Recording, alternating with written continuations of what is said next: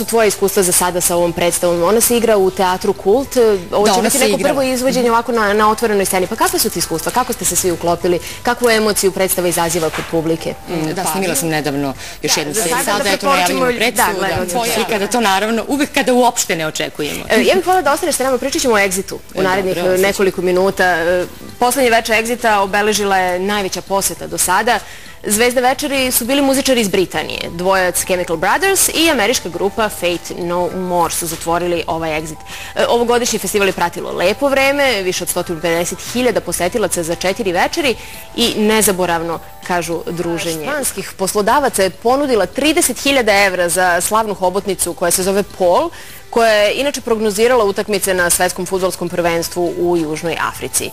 Inače, ideja gradonačelnika španskog grada Carbalino jeste da hobotnica bude maskota na gastronomskom sajmu u tom mestu.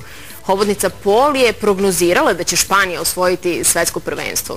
U naredna 2,5 minuta vidjet ćete čega ćemo se još sećati sa ovog sveta. Bojana, nemoj da zameriš, prvo bih sa Veljkom volela da popričamo o svemu ovome. Dakle, novi talas. Evo, konstatovali smo 30 godina od izlaska Paket aranžmana, ploče koja je promenila mnogo toga u vreme kada je izašla i mislim da i danas one mlade generacije koje negde stasavaju na dobrom zvuku, a znamo da ima i takvih, da im je ta ploča nekako svakako u onome što moraju da preslušaju.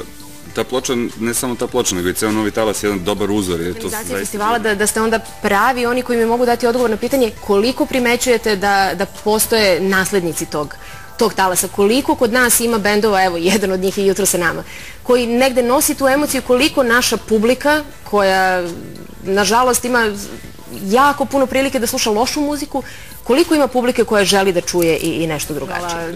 Niz dobrih koncerata, jako dobro posjećenih, tako da i to se negde uklapa u sve ovo. Bojana, kako se tebi čini ceo ovaj fazon? Je to neka muzika koju si ti takođe slušala u nekom svom formiranju? Interesantno je da su se ljudi skupili i sat vremena su bili strpljivi i čekali naš nastup. I to je onako nekako fin pečat na ono što mi radimo, jer su ljudi iz Kragujevca, Niške Bane, da, sačekali i bili strpljivi i odgledali nas i bile stvarno fenomenalno. Dobro, festival u Skoplju je nešto gde će publika takođe moći da vas vidi i za kraj samo mi reci, prilično ste popularni, lepo vam ide, meni je to drago da vidim, a još nemate svoj debi album. Da. Šta je po tebi tu što je kod vas privuklo publiku i to što publika želi da čuje? Pa mislim da je prvo ta ljubav prema muzici, to što radimo iskreno i što smo vrlo predani. Ne može nam se desiti greška, sve što radimo ono najtemeljnije moguće i plus ne čekamo da nas neko promoviše, nego mi smo uzeli sami stvar u svoje ruke, iskoristili internet najviše što možemo i eto rezultat. Odlično. Bojana, izvoli. Hvala.